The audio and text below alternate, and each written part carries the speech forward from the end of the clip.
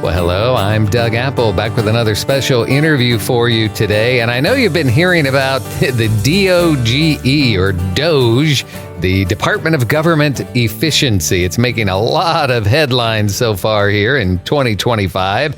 And a lot of people are praising it, saying that's exactly what our country needs. Some people are howling to high heaven about it. And then there's even some people who don't care how much debt the country is in, saying that it doesn't matter, we'll just print more money and everything will be okay. Well, what is really going on? Well, we're going to talk to Mr. Mike Sharman about it. He is the legal counsel for Share Healthcare. He's operates out of near Washington, D.C. And so, Mike Sharman, we're glad to have you on the line here with us. And we're going to talk about government efficiency, but we'll also talk about in our own personal lives, how does this apply and how can we do better? So first of all, though, Mike, let's talk about this Department of Government Efficiency. And there's a lot of headlines and social media feeds, and people tend to get in their social media feed things that confirm what they already believe. So what do you think? What's really going on here?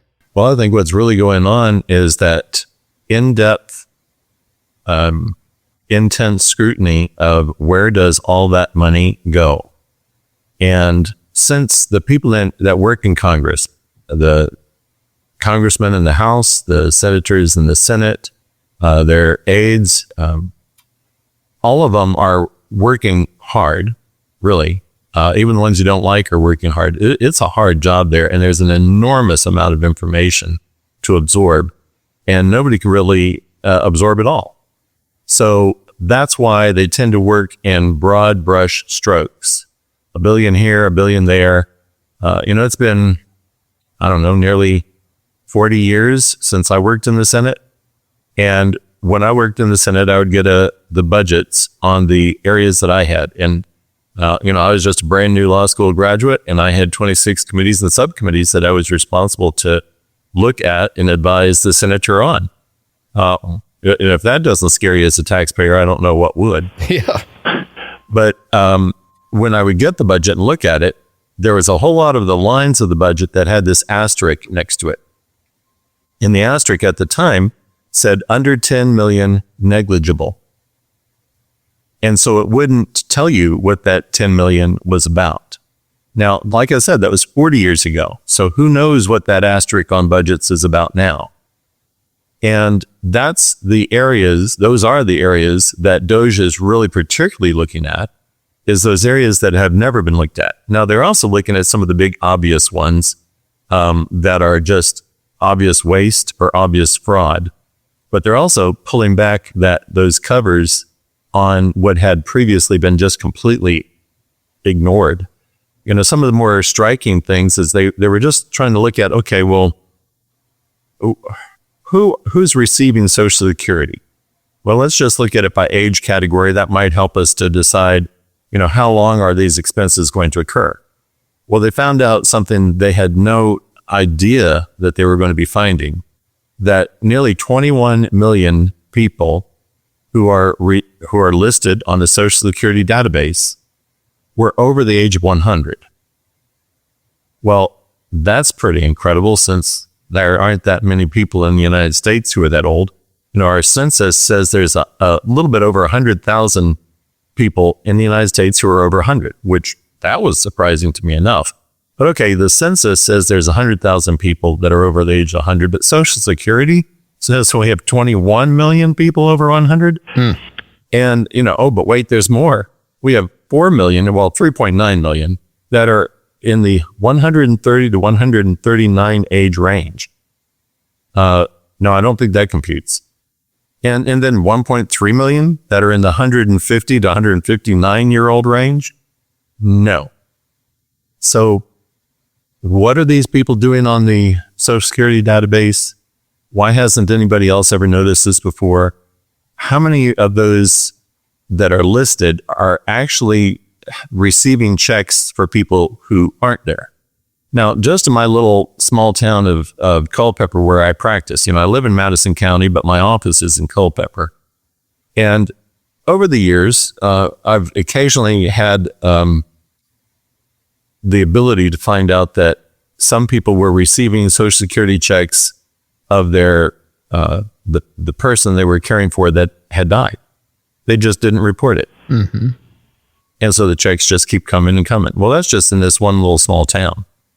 And that's just the people that I happened to find out about. I wasn't looking for them. I just happened to find out about that in the course of looking at other things.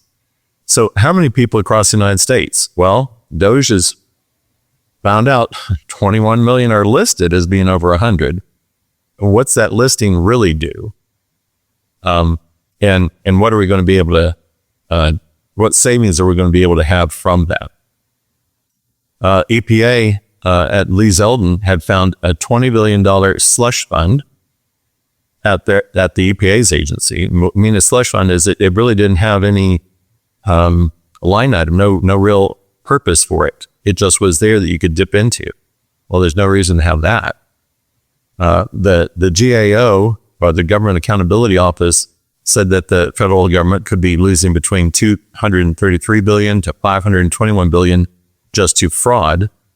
And if that's what they saw before DOGE, how much are they going to be able to find with DOGE? I was just speaking with a person the other day who's put in his application to DOGE. He's a person that has he has no need to work. He's wealthy. He had been he had undergrad in physics, PhD in electrical engineering. He had a career as a data scientist, which I didn't know there was such a thing until I was chatting with him. A data scientist, first for the Department of Defense, then for intelligence agencies, and then for a number of years in banking. Well, and then he retired having made enough money. He didn't need to do anything more. And he retired at an age and most people are just beginning to really kick up in their career. But he applied to DOGE because what they are doing is exactly what he did for these other entities. He looked for patterns and trends in the finances or just in the data that were with those different institutions that he worked for. And that's what DOGE is doing. They aren't really going line by line. They're taking that mass of data and then looking at the waves and trends and blank spots.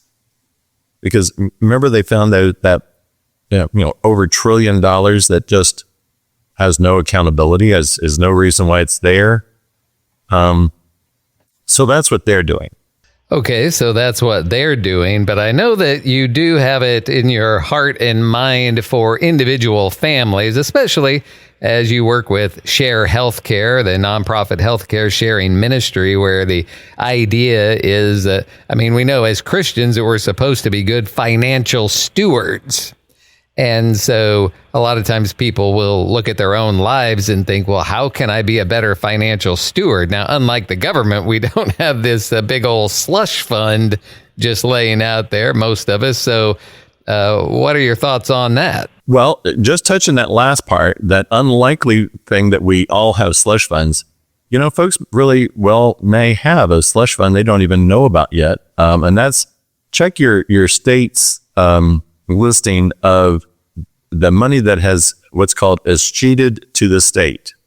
And in every state, sometimes there's a refund or there's an inheritance that people don't know how to send it to or where. And it's listed under a state's, normally their Secretary of State, and they'll have a money search that you can do. And you can look under your name and see if there is some money out there.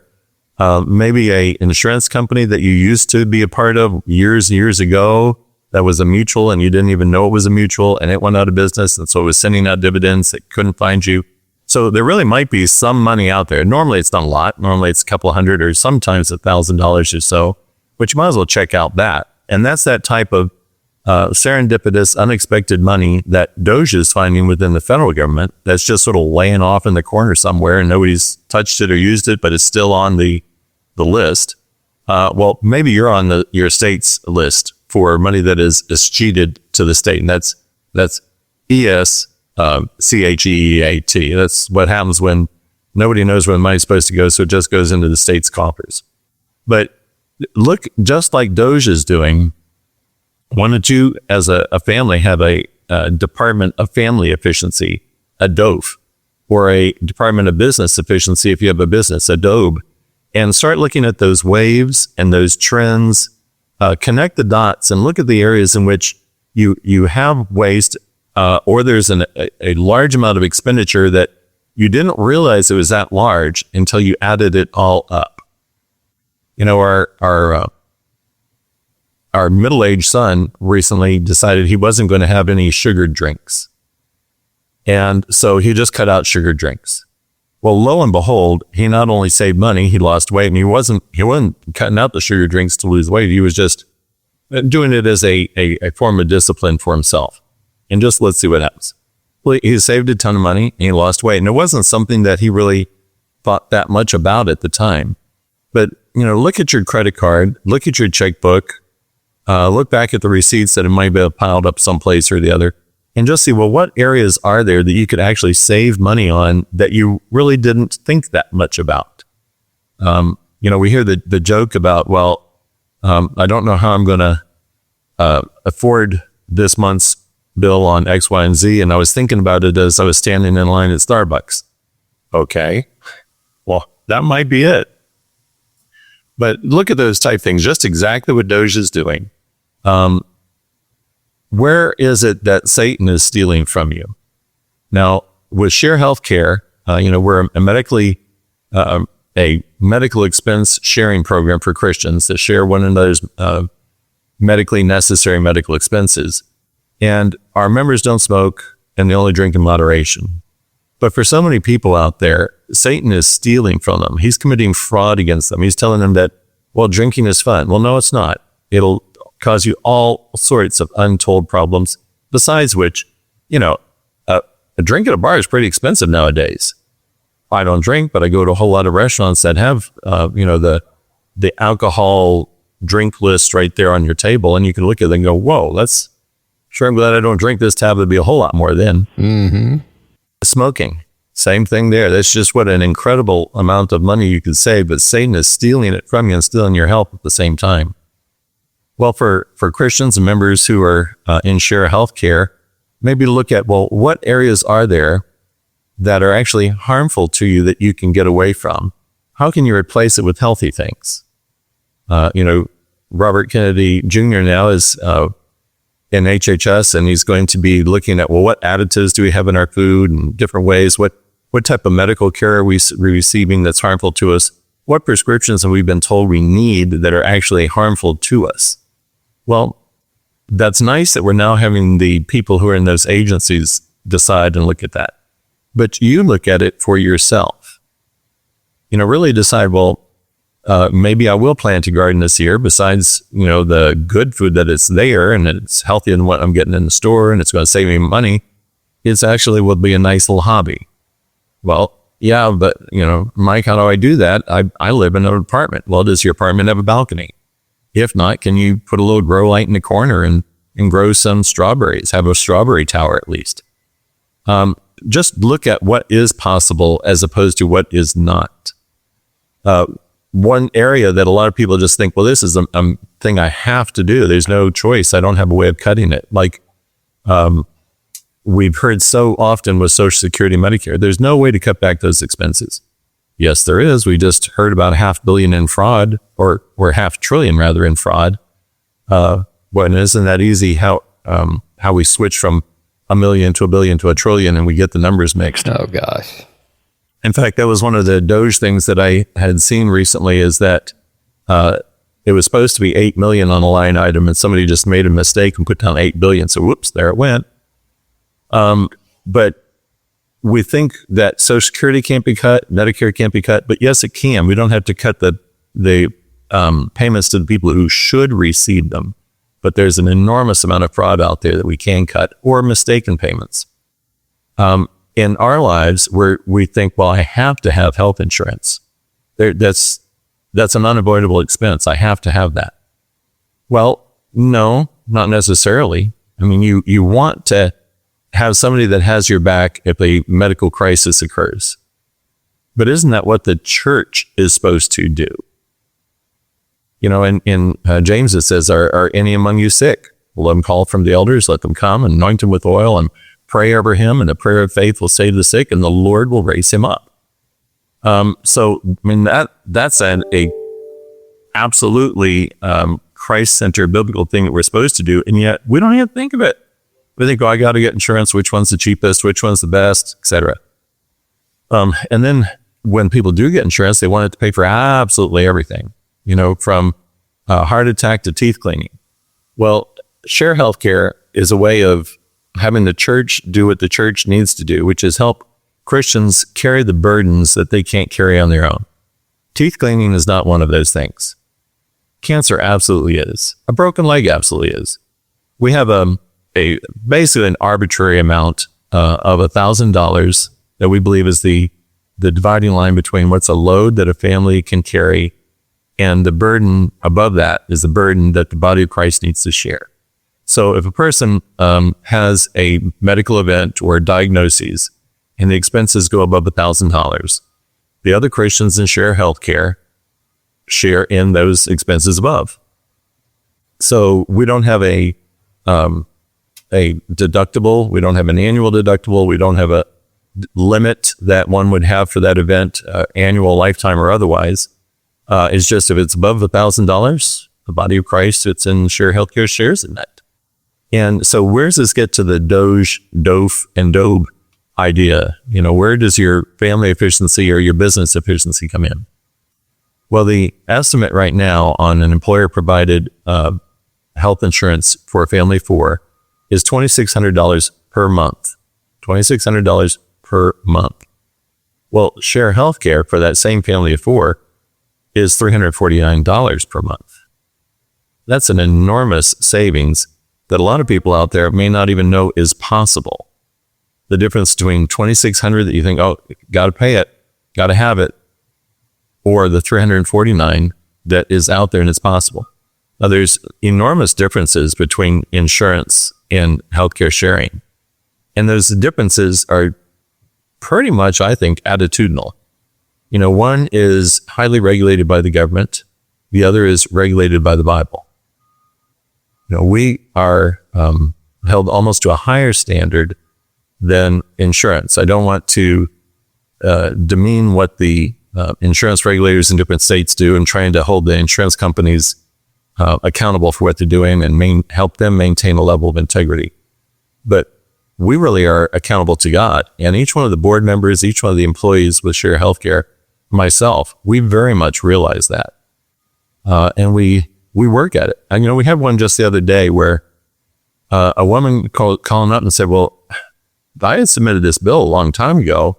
And y'all told me it was shared, but I'm getting collection notices from the healthcare provider. What's the deal? And it was $1,400 and it had been paid months ago. So we got a copy of the check back because, the people's contributions, that $349 per month, it goes into a central area, and we put it into a escrow account, and then from that is what the money is, the medical bills are paid from. So we, of course, got that check back. We saw it had been cashed by this entity. Nobody signed it, but it had been cashed, deposited and cashed. So we tried to find that. We were told, well, no, you don't have that account. You can't get the information. And our member advocate and our chief administrative officer worked trying to figure out, well, where'd this money go? The healthcare provider absolutely swore upside down and looked down the other. They didn't have it. Well, it turned out that the entity that had finally cashed it was a real estate company that was in the same office complex as the healthcare provider and the bank.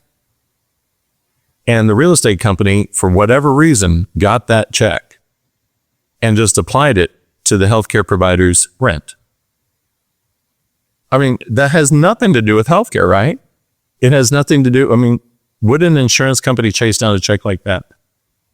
And so anyway, that's what we do. We're just trying to help people deal with their problems, whether they're bureaucratic, administrative hassles in getting your bills paid or paying the bills, which are awful and scary. So I just encourage folks out there, as we're hearing in the news day after day, of what can be done to increase our government efficiency. We'll be thinking what can be done to increase your family efficiency and what can be done to increase your business efficiency. If you're a small business, you're wanting to help your employees, you want to bring them in, and you sure don't want to be paying $2,600 a month in their healthcare if you can avoid it, but you still want to provide them with the things they need. Well, share healthcare is great for small business people because, if your employee is a Christian, they can be a member, and they are the member, not the business.